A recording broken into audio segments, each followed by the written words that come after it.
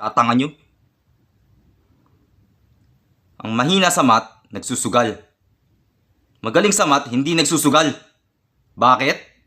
Kasi kinikwenta namin ang percentage chance ng panalo versus talo. Example, magkano chance ko manalo? 49% lang. 51% sa kalaban. Di ako tanga. Bakit ako lalaban kung mas mababa chance ko? At kung madali silang talunin, paano kikita ang kasino? Negosyo yan. Kung 75% sure panalo, hindi na sugal yan. Business na. Magnegosyo na lang. Tama. Yan pinagkaiba ng thinkers and emotional people. Tanga lang nagsusugal. Walang pakialam gobyerno sa inyo. Dati bawal sugal, ngayon pwede na. Bakit? Ibang bansa bawal pa rin. God doesn't play dice. Lahat ng ginagawa mo sa buhay, tanungin mo, kung Diyos ako, gagawin ko ba ito?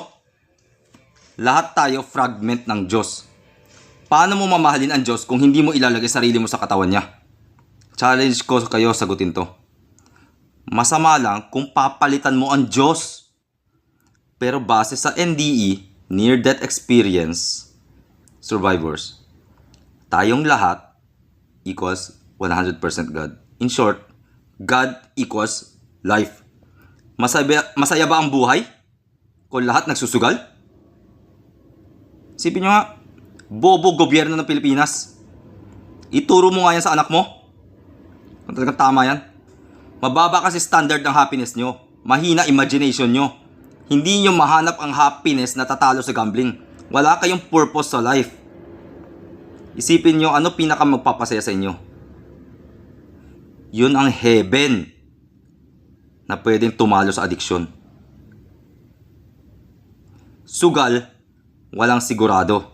50-50. Pero sa casino nila, higit 50% chance sila mananalo. Kayo, laging less than 50%. Suicide ang ginagawa nyo. Lahat ng tao addicted sa heaven feeling. Pero may illusion na heaven. Top 1% versus average people. Ito ang pinagkaiba. Yung God level within you. You are a God soul in physical form